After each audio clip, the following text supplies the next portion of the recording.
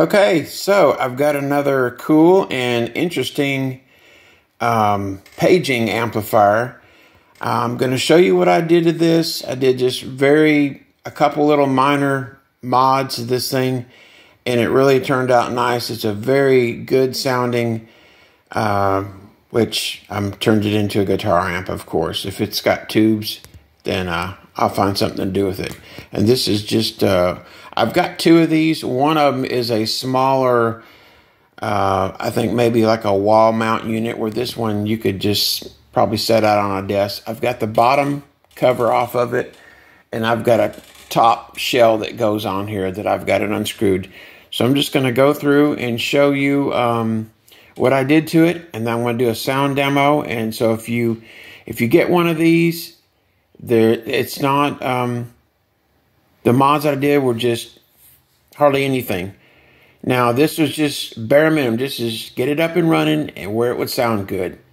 I didn't go through any developing a tone stack or anything like that. So it's basically just a power switch, and this is just where you would push this down to talk, up. It just springs back up, would be listening if you were using this as a paging. So these would push in for like different offices or different other units. So you've got a whole array of those which are not using any of that. You've got pretty much a monitor incoming volume and an outgoing. But they work just like a master volume and a preamp volume.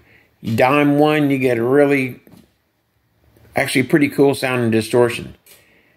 I think this amplifier thinks it's a Marshall, or it does now. So I'll demonstrate that. So I'll show you the tube lineup. And by the way, this model is a 4C100B amplifier. And so it runs on a 5Y3, two 6V6s. So you're probably putting out like 12, 15 watts. It is pretty loud. Pretty healthy transformers. Dates to 1962. So yeah, 5Y3, two 6V6s, 6SL7, and an EF86, which I thought was really cool. Sometimes these tubes can be microphonic. Sometimes you got to go through a few of them to find one. This one's actually pretty good, which we know they were used and still used today in some amps, and builders use them. Has that Vox chimey sound. It's where Vox amplification used them. So I'll go through and show you what I did. The speaker that is here, you can use this, but it's pretty crappy. Plus mine was all dry rotted. So what I did was I disconnected these two wires here, and which they hook in right here, and it goes to like a switching. So when you push down to talk or listen. So what I did was brought these two wires, came off of here, brought them over to here, put a jack right here, and this goes to your speaker. And I will flip it over and show you what I did for the input jack, which I've located right here. So I'm going to flip it over and I'll show you what I did.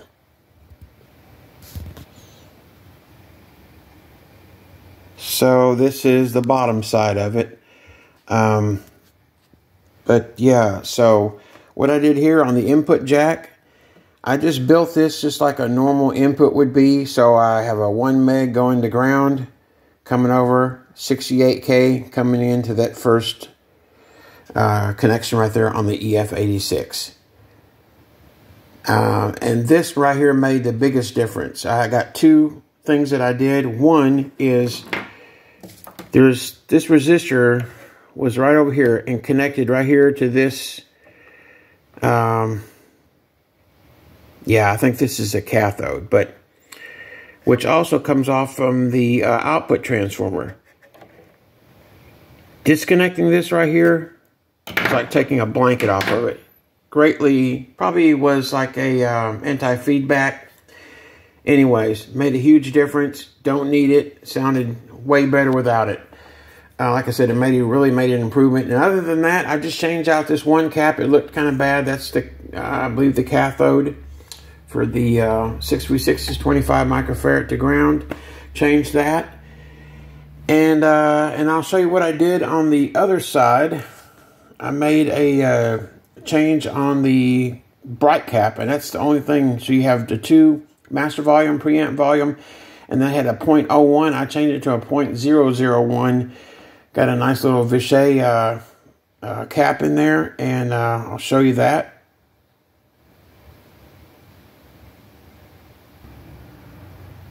All right, so it's you're back on the other side. And by the way, had really nice RCA 6V6s in there. Good tubes, and also with a 5Y3 RCA for the rectifier. But yeah, here's the bright cap. It had a 0.01, and I changed it to a 0.001. That's a little Vichy cap, and really made just really brought out the sparkle in this amp. So that's it. Now I'll show you what it sounds like, and I'll give you a little sound demo. Okay, so like I said, basically it's just your it's like a master volume in the preamp.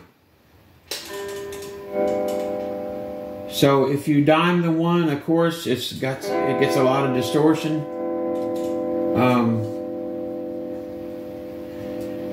I like to turn the monitor one all the way up, and then I just use the other outgoing, which is labeled outgoing volume. It's kind of like the master volume. So, but you can do it either way. If you do it the opposite, you see it's got a lot of distortion.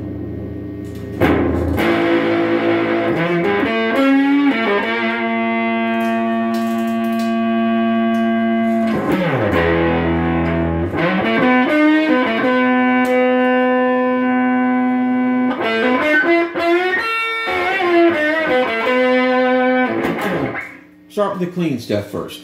So, like I said, I usually dime this one here, and then use this one as just to bring the volume up.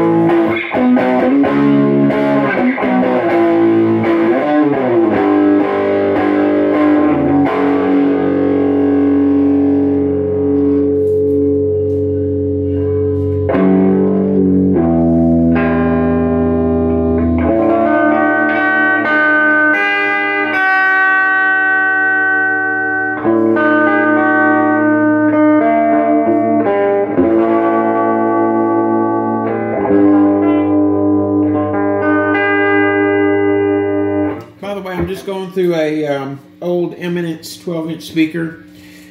It's housed in an old crate guitar amp. So yeah,